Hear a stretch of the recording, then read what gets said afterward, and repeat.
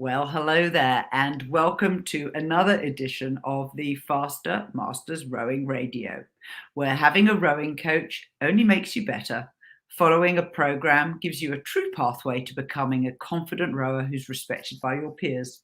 You can become the athlete you want to row with. I'm Rebecca Caroe, and I'm joined by Marlene Royle. Hello, Rebecca, and hello to our Faster Masters audience. It's good to be here. Now, if you're watching live in the live stream and want to comment, please just write underneath the streaming video any comments you write. We will take a look at and we'll see if we can answer if they're questions and reflect on some of the things that you observe. And while you're watching, please click and say where you're watching from and share the stream into socials so that more people know what we're doing together. Now, a quick message from our sponsors. Today's show is brought to you by the Rowing Directory, the online listing for all rowing businesses. You can find local boat builders, oars, electronics, gifts, coaching, vacations, and more. Find out more and have a browse for yourself at rowing.chat, that's the website, and click on the menu where it says Directory. We are extremely grateful to our loyal podcast supporters. People make small donations to support us cover our running costs every month. And so if you're listening today and we say something that you find helpful or useful and you would be prepared to make a small donation, starting from $1 a month, go to fastermastersrowing.com/podcast. And there is a little special gift that we send out to podcast supporters, which if you join us, you will find and you will get. This past week is the part of the show where we talk about the work that we do more broadly to advocate for Masters Rowing. Marlene, what have you done? Well, this week we organized with US Rowing to appear on the Masters Conference, which will be coming up in April. So we will keep everybody informed of that. Rebecca and I are each going to be doing a talk, and the Masters Conference is going to be on April 2nd. So we'll keep you posted on what our topics are and when we will be appearing, and US Rowing will be sending out more information about that as well. That's going to be pretty good, actually. I'm total respect for them for the leadership to consider doing a conference just for and about Masters Rowing. That's a world first, I think. Yeah, it's going to be a full day conference, and they're lining up quite a few good speakers. So as we said, there'll be, as we get closer to date, we'll keep everybody posted about when we're going to appear, but it all will be recorded. So if you join, then you have access to that afterwards. Yeah. Now, I saw news this week that the Australian Masters Championships is confirmed at a new location. So they had a state border closure due to COVID, and they've relocated it to Ballarat in Victoria. So I'm very much hoping that all of our listeners in Australia are cheering wildly from the sidelines. That's going to be in May. Still time to buy our 12-week 1K racing program if you need to get fit and be ready to race. And obviously we have lots of Australian clients who are already buying Faster Masters monthly programs. For myself, this past week, I have finalized plans to do a Learn to Row, one in April and one starting this weekend. So if you're in Auckland and want to learn to scull, please get in touch. And Marlene, you've been guesting on other people's YouTube channels. Yes, actually, last week, the Science of Rowing posted an interview that I did together with Will Ruth, and our topic was rowing and strength training through menopause.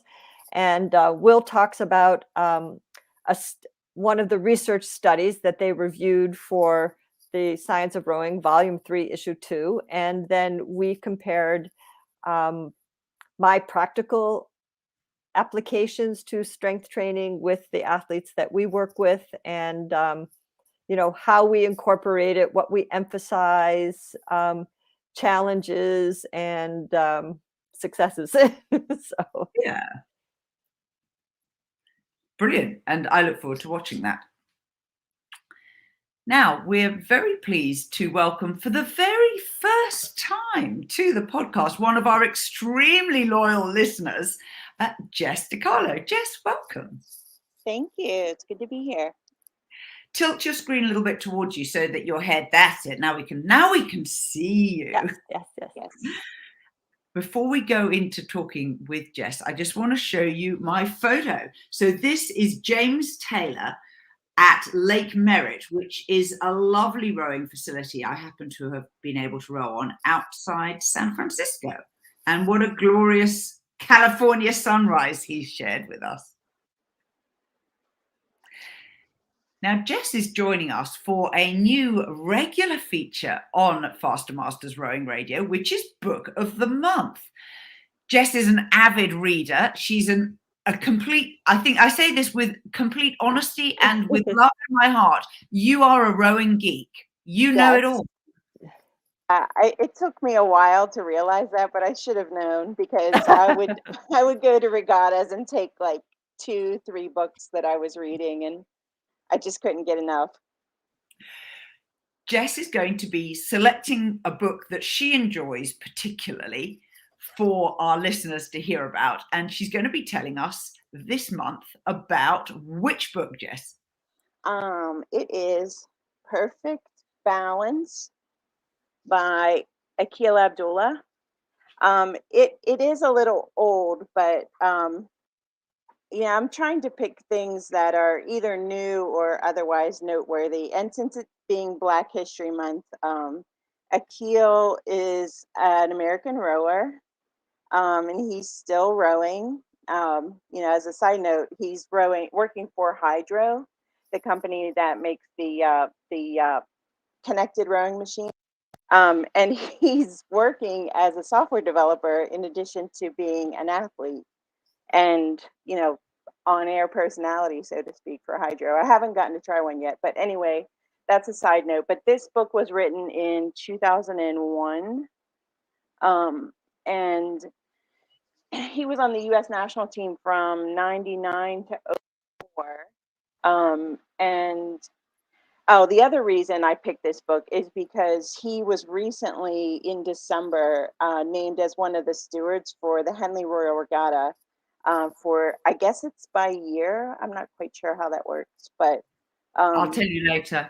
Okay. But I was really excited, and he was selected along with Jess Eddy and Adam Freeman Pask.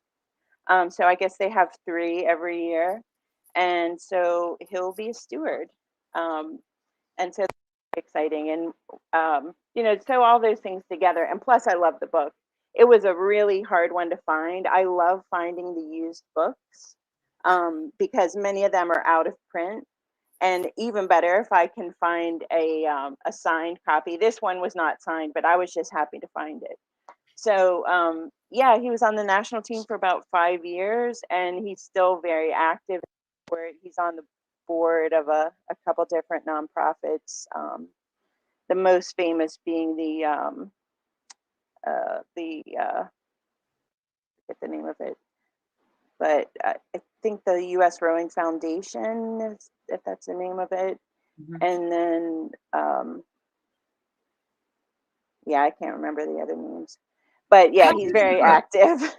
Tell us about what's a really good bit in the book. One reason why people should buy it. Well, I mean, first, the one thing I wanted to say overall, what the book is about, I was thinking, what would I tell people it's about? And I love this part from the intro. He says he only wants to share one man's personal struggle to be the best in a sport and find meaning from efforts that repeatedly fall shy of their mark.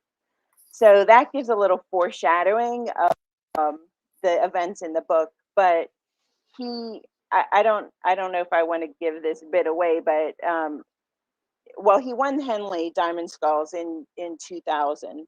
So I don't know if that's a requirement to be a steward, but he did win in 2000. And he participated in 99, but didn't win. But the really exciting part, like the beefiest part of it for me, was in 2000, the U.S. trials to go to the Olympics. It was a very tight race. I guess I'll just say that. So I don't want to give any spoilers if anybody can find a copy of the book. But that was the best. It was very exciting. It gives me goosebumps just to think about. Excellent. Well, that is a great trailer, Jess. Thank you. And people, you can buy it on Amazon. There are at least 2 secondhand copies there right now. I know it is out of print. So if you have a copy, hold on to it. Or put it up for sale. And I just want to say one more thing about it. The book was published in 2001, but he was still on the national team. So I'll just say that. It was an Olympian. So there you go. Jess, thank you very much. And we look forward to welcoming you back next month with another book of the month. Thank you. Now, just to answer Jess's question about Henley stewards, you're a Henley steward for life, unless you are the mayor of Henley, who is a steward every year, but because the mayor changes. So when you get elected, you're there. It's a job for life. And it's not a free ride. They make them work incredibly hard to run that regatta, which is going to be 6 days this year. Wow. It's going to be super. I'm hoping to be there. Now, our big topic for the month is maintaining posture at the finish. And Marlene and I had a bit of a chat about what are the sort of things that people listening to the podcast might find useful. And I feel personally quite strongly that it'd be really cool if you listen and you take away each week one thing that you can put into practice right away in your own rowing. And so Marlene is going to kick off and talk to us about posture. Yes, thank you, Rebecca. I think that this is a very big topic in rowing, and certainly related to rowing technique. And as much as we talk about posture, and people say, oh, yes, posture, and then they get in the boat and they have no posture, right? So taking what you believe to be correct and proper and executing it are usually 2 different things. And I think part of the challenge is that in rowing we sit, and oftentimes when people sit down, they're not aware of their posture at all, like they are when they're standing. So I think right away you have to look at how are you maintaining your spine position and your sitting position when you're in the boat and at the finish of the stroke. So I'm going to define like finish position, as the biomechanics call it, is the end of the leg drive. The handle is at the body. You have a very slight layback to the body. This is where I think you have to define your posture at the finish position, which is before you make the release. And one rule of thumb is to pay attention to your lumbar spine. And so if you are sitting on the seat and you put your hand on the small of your back and just slide down a little bit, that's where your lumbar spine is, where you get close to your sacrum. And if you lay back too far, you're going to feel that lower part of your back collapse. It's going to drop down towards the seat versus keeping a pretty firm kind of connected position there. And this is one way that you can feel whether you have gone too far or not, because if you rock back a certain amount, you're going to be able to maintain that low back integrity, which is partly your glutes engaging, and it's also mechanically holding that firm lower back. That's a very protective position for your low back. If you go too far, you're going to feel that you start to drop back on your sit bones, that your glutes start to smush down into the seat, as we call it, sitting on your back pockets, and you're going to feel that lower part of your back starts to collapse. That's a clear indication that you've gone too far in terms of your body swing. So in order to protect your back, and a lot of people complain of low back pain or low back discomfort, maintaining your posture at that extreme position is one way to really protect your lower back. So your glutes play a role in this, and staying up on your sit bones and not letting all that weight kind of smush down into the seat, in very technical terms. Not dropping your weight into the bow of the boat. These are all things that help you maintain that position in your lower back. That's pretty blooming comprehensive. One of the things that I like about what you just described is your description of the length of your spine. As we learned when Baz Moffat came on the podcast a while ago, she was talking about the pelvis, which is her, I think, specialist subject. Yes, She was on this show, that would be her subject. And she was explaining one really useful thing. She says, how can you tell if a muscle group is engaged? And we were actually at the time talking about your core, but frankly, this applies to anything. And she said, a long muscle is activated. So we all know that muscles have extension and contraction. So like I'm shortening my fingers there and then extending them. By staying tall, you're extending all of the muscles around your back and your front and your back. And so that elongation is a really good way for you to sit tall, even though you're leaning a little back. Does that work for you? Yes, absolutely. Well, and I think other things that can be reference points here is keeping your chest high. That's going to help you row tall, as we were talking about with Baz. Maintaining a neutral spine. If your spine has a lot of flexion in it, extreme flexion, again, you're opening yourself up to possible injuries. Whereas if you can maintain a relatively neutral spine, that's going to be the most resilient to injury. I think another thing that gives you reference points are your feet connected to the foot stretcher. So and we know that this is a topic that comes up over and over again when a rower or sculler cannot keep their feet connected to the foot stretcher as they're making the release. 9 times out of 10, we're probably going to see them losing their posture in the finish position as well. So that connection goes together in terms of, you go far enough, but you don't need to go so far that it's not effective anymore. So yeah. So how can you tell if you've gone too far? And the short answer is you probably can't. You need some help with somebody who's on the bank or alongside your boat, or maybe even, sitting behind you to give you some guidance. Having said that, once you have established exactly how far back you should be leaning and what a correct posture is, there are some things that you can put in place for your rowing setup that can give you a little bit of guidance as to whether or not you are maintaining that as you row. Because as we all know, we learn something new, we tend to drop off from it quite quickly, and we need to remind ourselves frequently to return to it.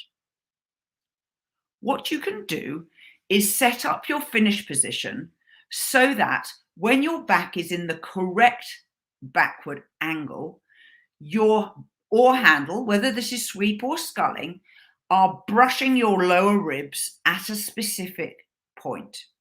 I'm going to do a pretty gross example, but exaggeration. So here you can see me side view, and if my hands are here on my lower ribs, so here, imagine I'm sweep and this is my outside hand, and I'm here on my lower ribs, my bra strap comes across my chest here. But if I collapse my back, my hands are higher, or if I lean back further, my hands are higher. And either I can realize that I've gone too far because my hands are too high up my chest, or if I keep my hands at the same level but I've gone too far, my blade will wash out at the end of the stroke, and you should be able to hear or see that. And so what I recommend you do is set up the height of your oarlocks, of your gates, and your foot stretcher so that you have a very precise place that you finish the stroke in. And if you find that you're tapping your finish out before the root of your thumb, kind of this last knuckle of your thumb, is actually touching your shirt, then you can guess that either you've moved your back too far or you haven't sat up tall enough at the finish. So try and find some physical, kind of call it a checkpoint, that you can use just to monitor yourself as you're rowing. And if you can, get someone to video you, just 3 strokes. You can get your kid to do it with a camera. You can do it on the erg. You can do it preferably when you're rowing low rate and firm pressure. And even someone sitting in front of you in the boat could, like hold a camera over their head, someone behind you. It's not as good as from the side, but it just helps you to have that mental picture of what am I aiming for, and then compare it with what I'm actually doing. Yes, absolutely. And the rule of thumb is when you're looking at that video, look at your lower back. And if you're seeing that your low back is collapsing and losing integrity, that's your sign that you've gone a bit too far. Because it's really important. It's really important to protect that lower back, and it's going to help you be more effective with your blade work at the release, because there's no sense to keep going if your blade isn't doing any work in the water. So that's one thing where the video can really help. Yeah, that is absolutely right. And don't waste your effort like that. There are plenty of better ways to waste your effort if you want to. No, that's a joke. We've got a comment from Cece. Stack the blocks, she says, the spine. Think of it like a stack of building blocks and don't let the tower fall over. That's nice. Yes, absolutely. Because, reducing low back pain, very common issue. And, maintaining that integrity, a core, strong, stay tall, strong core. Pay attention to your blade work at the release so that your blade isn't traveling through the water and not doing anything to help you move the boat forward. Yeah. It's quite interesting how infrequently people check that. Even really elite rowers fail to check whether or not they are actually propelling the boat at the end of their power phase and through the finish, through to the release and to the beginning of the recovery. And it is so subtle, and it can be so variable. Even moving to a different boat, to a different seat, it is worthwhile checking that again, because let's face it, speaking mainly for myself, I only have a certain amount of energy and I ain't going to waste it. Right. Well, and being too long at the end of the drive, you give up a lot of momentum. So if we go back to one of our earlier premises, the first way to go faster is to learn how not to slow down. Improving that whole transition has a lot to do with carrying a higher speed on the recovery. And, and that's something for our masters becomes very important, because this is where technique can make a big difference versus more training hours. Learn how to maximize the boat speed as you're moving out of the finished position, making your release. And if you're too long, you're basically, you're giving up some of that momentum that you could be using. Yeah, I totally support that. So this has been Faster Masters Rowing Radio, the show dedicated to masters athletes who want fun, fitness, and confidence in their rowing. You can become a student of the sport by buying a Faster Masters Rowing program subscription today. Go to fastermastersrowing.com/join. And please leave us a review, tell your friends, and we will see you this time next week. Yes. Speak to you later. Thank you, everyone.